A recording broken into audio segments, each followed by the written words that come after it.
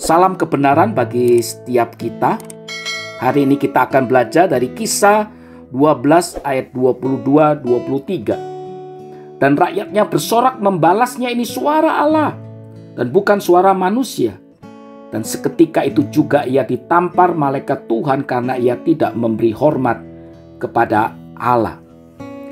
Indonesia tidak pernah sepi dengan demo atas satu keputusan dari Dewan Perwakilan Rakyat atau pemerintah, baik tentang pengesahan revisi Undang-Undang KPK yang lalu atau saat ini sedang ramai-ramai demo di berbagai daerah berkaitan dengan pengesahan Undang-Undang Omnibus Law. Memang seru membicarakan topik apakah suara perwakilan di Dewan atau pemerintah, dalam hal ini pejabat, bahwa keputusan-keputusan mereka itu mewakili suara rakyat. Apakah perwakilan rakyat itu juga mewakili suara Tuhan? Ada beberapa contoh kasus yang menarik di Alkitab. Yang pertama, dalam 1 Raja-Raja 13, saya bacakan dari ayat 4. Demi Raja Yerobeam mendengar perkataan abdi Allah yang diserukannya terhadap mezbah di Betel itu, ia mengulurkan tangannya dari atas mezbah dan berkata, "Tangkaplah dia." Tapi tangan yang diulurkannya terhadap orang itu menjadi kejam, sehingga tidak dapat ditariknya kembali. Mezbah itu pun pecahlah sehingga abu yang di atasnya tercurah sesuai dengan tanda ajaib yang diberitahukan abdi Allah itu atas perintah Tuhan. Lalu berbicaralah raja dan berkata kepada abdi Allah itu, "Mohonkanlah belas kasihan Tuhan Allahmu, dan berdoalah untukku supaya tanganku dapat kembali." Dan abdi Allah itu memohonkan belas kasihan Tuhan, maka tangan raja itu dapat kembali dan menjadi seperti semula. Kemudian berbicaralah raja kepada abdi Allah itu, "Marilah bersama-sama dengan aku ke rumah, segarkanlah badanmu, sesudah itu aku hendak memberi suatu hadiah kepadamu." Tetapi abdi Allah itu berkata kepada raja, "Sekalipun setengah dari istanamu kau berikan kepadaku, aku tidak mau singgah kepadamu. Juga aku tidak mau makan roti atau minum air di tempat ini. Sebab beginilah diperintahkan kepadaku atas firman Tuhan, jangan makan roti atau minum air, dan jangan kembali melalui jalan yang telah kau tempuh itu."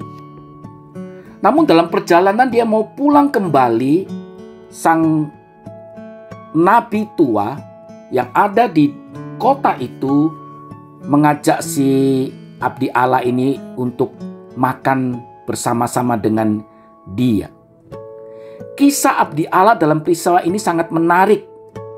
Ketika seseorang mewakili suara Tuhan, maka abdi Allah itu biasanya disertai otoritas dari Allah juga. Sebab sebagai seorang abdi Allah, ia hanya penyampai atau penyambung suara Allah. Ia tidak bekerja untuk kepentingan seseorang, kepentingan sekelompok orang, apalagi dirinya sendiri. Sebab dia tahu dirinya adalah milik Allah. Namun jikalau ia melalaikan bahwa ia hanya hamba Allah, maka ada suatu hukuman yang mengerikan dari Tuhan terhadap dirinya yang lalai mentaati perintah yang telah ia dengar. Seorang abdi harus mentaati perintah Tuhan. Dalam peristiwa ini, sang abdi Allah itu melanggar sebagian perintah Tuhan. Dia menolak ajakan Raja Yerobeam, tetapi dia menerima ajakan nabi tua untuk tinggal dan makan bersama. Memang kisah ini menimbulkan suatu misteri, yaitu mengapa nabi tua yang ikut berperan atas ketidaktaatan sang abdi Allah itu tidak mendapatkan hukuman. Ia telah membohongi abdi Allah ini dan mengatakan bahwa suara Tuhan berkata kepada dirinya agar abdi Allah itu tinggal menginap, makan bersama-sama dengan dia. Kisah ini menegaskan bahwa suara abdi Allah adalah suara Tuhan. Namun sebaliknya, suara nabi Tuhan dari nabi tua itu bukan suara Tuhan. Jadi suara Tuhan itu benar atau tidak memang dibutuhkan suatu pengujian. Kisah kedua yang cukup menarik adalah terambil dari 1 Raja-Raja 22 ayat pertama hingga ayat yang ke-40. Ini adalah kisah kesepakatan Ahab Raja Israel dengan Yosafat Raja Yehuda untuk memerangi musuh Israel, yaitu kerajaan Aram. Namun sebelum berangkat berperang, Yosafat minta agar menanyakan kepada Nabi apakah Tuhan mengendaki peperangan ini. Ahab kemudian mengumpulkan 400 orang nabi, dan secara aklamasi nabi-nabi itu mengatakan bahwa Tuhan mengizinkan mereka berperang dan akan memberi kemenangan. Namun Yosafat masih gelisah atas suara aklamasi ini, sehingga dia meminta untuk menanyakan apakah ada nabi Tuhan yang lainnya.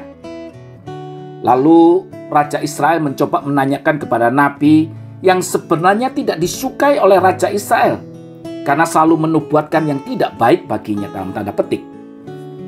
Dan memang terbukti Nabi Mika dengan sindiran yang tajam mengatakan bahwa Tuhan akan memberikan kemenangan bagi mereka. Sebelum mengatakan itu, ia kembali menegaskan bahwa ia adalah abdi Allah, bahwa dia akan mengatakan apa yang dikatakan oleh Tuhan kepada dirinya untuk disampaikan kepada Ahab dan Yosafat. Dari peristiwa ini kita dapat memetik suatu pelajaran bahwa suara mayoritas, yaitu 400 nabi yang sangat mungkin dikepalai oleh Nabi Sedekia yang lebih senior daripada Nabi Mika bin Yimla, tidak selalu identik dengan suara Tuhan. Di balik suara Nabi Mika bin Yimla yang tidak menyenangkan, sesungguhnya terkandung suara kebenaran dari Allah. Suara Tuhan didengar bukan untuk mengkonformasi ego seseorang. Nubuatan Mika dianggap oleh Ahab tidak pernah menyenangkan dia karena suara Tuhan selalu memberikan berita malapetaka. Itu artinya selama kita mentaati suara Tuhan, maka suara Tuhan adalah berita yang baik bagi kita.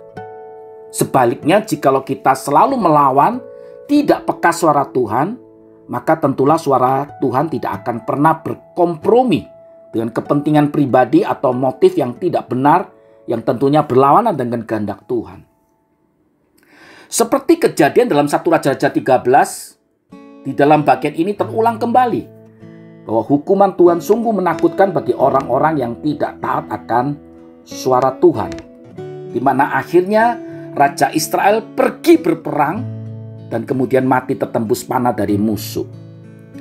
Peristiwa yang ketiga yang tak kalah menarik adalah peristiwa dalam Keluaran 32 yang mengisahkan ketidaksabaran bangsa Israel menunggu turunnya Musa dari Gunung Sinai.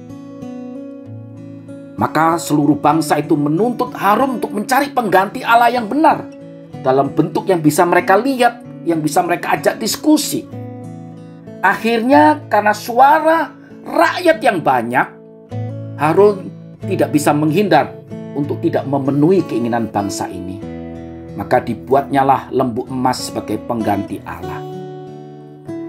Kisah ini sekali lagi menegaskan pada setiap kita suara mayoritas umat Israel yang sedang menginginkan Allah pengganti tidak identik dengan suara Tuhan.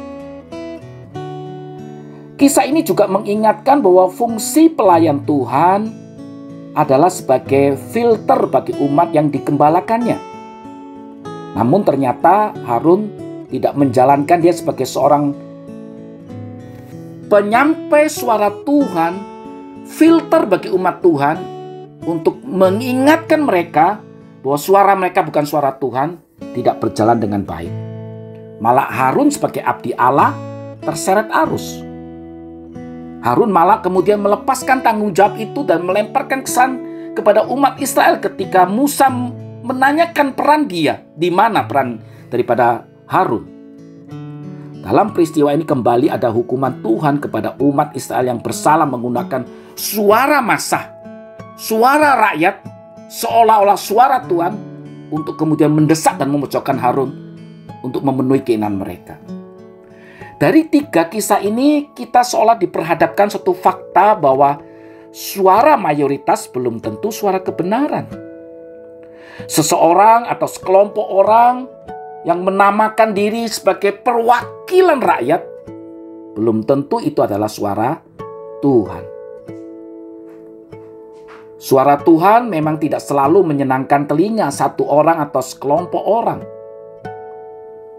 Seseorang yang menamakan dirinya sebagai abdi Allah seharusnya berani tegas dalam menyampaikan suara Tuhan. Dan akhirnya selalu ada akibat yang harus ditanggung atas pelanggaran dari suara Tuhan.